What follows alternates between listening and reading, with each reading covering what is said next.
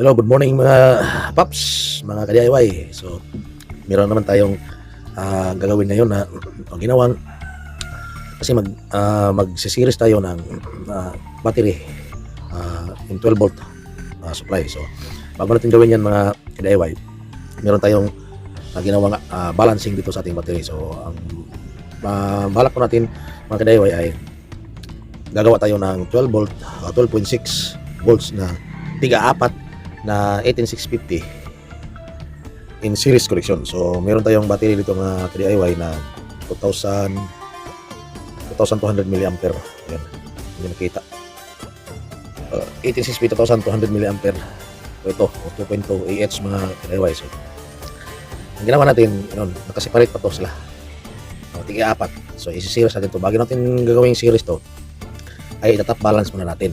So, ganito ang ginagawa ko. Habang itatap balance natin mga ka-DIY, gamitan natin ng charger. Itong TP5100 or Type 5100 na charging module. Dahil ang charging module na ito ay pwede siyang supplyan ng 12 volt. So, 12 volt ang ating supply gamit ito. Yan. So, susubukan natin yun siya mga ka-DIY kung kaya ba niyang punuin itong 12 pirasong 18650. So, ginawa ko lang para hindi ako mahirapan tanggalin. So, nilagyan ko lang siya ng jumper dito. So, nagka-parallel pa po ito. So, binuo ko siya tiga-apat. Ganun din sa kabila mga ka-DIY. So, hindi ko na ginagamitan ng BMS kasi magtatap balance pa lang tayo. So, direct ako siyang charge. Negative at saka positive. Yan. So, subukan natin kaya ba niyang punuin. No? So, subukan natin. Gamit itong 12 volt na charger natin mga ka-DIY. So, yan. Yan, nag-iilaw siya. Yan, meron siyang red indicator. So, ibig sabihin, nag-charge to.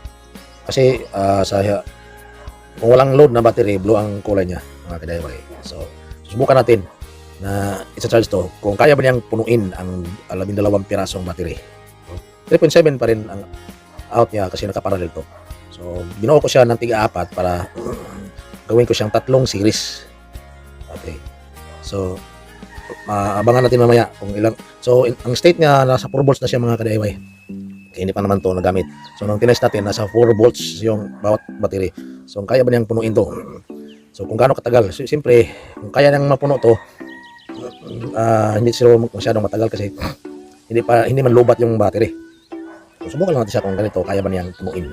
So nasa state of 4 point something volts ang battery. So abangan natin mamaya kung kaya ba niyang ipuno mga ka-DIY. So diretso battery, nagbabalancing tayo ng battery. So habang nagbabalancing tayo, inargahan natin. So no use of BMS. Kasi ang BMS pwede naman siyang gamitin, hindi gamitin pag naka-parallel ka lang. So napakahalaga ang BMS sa mga series connection. Yun ang pinaka-importante kasi ibabalance siya talaga. Itong parallel, nagbabalancing lang tayo, naka-parallel circuit, pwedeng wala yun. Pwedeng wala, pwedeng meron. Okay, so abangan natin mamaya kung magbo-blow ba to o mapupul ba niya. Okay. So yun mga boss, after dalawat kalahating oras, so nagko-full charge siya, naging blue na. Naka-connect pa yun ng charger natin dito. Yan. Nakita niyo yung charger natin yun, naka-connect pa. So yan, nagko-full charge siya. So umabot pa rin siya ng 2 kalahating oras sa 12 18650 battery. Umabot pa rin siya ng 2 kalahating oras. So kaya niyang punuin mga ka-DIY. So kaya niyang punuin. So yun mga ka-DIY. So ang gagawin natin nito mamaya ay isi-series natin to, yung tatlo. So magplano akong plan natin mga ka-DIY na dagdagan pa to na isa pang 4. Gagawin natin ng 16 volts. So gagawin natin ng 16 volts mga ka-DIY. So yun mga ka-DIY. So kayang punuin ng TP5100 ang 12 pirasong 18650 na may 2200 mAh capacity.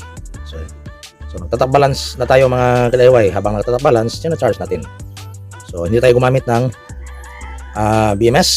So gagamitan natin ng BMS to pag na-series na. So 3S BMS. Kung magdadag pa tayo ng isa, gagawin natin 4S BMS. Meron tayong 4S BMS dyan, 3S lang ang wala. Okay, so yun ang ating update mga ka-DIY.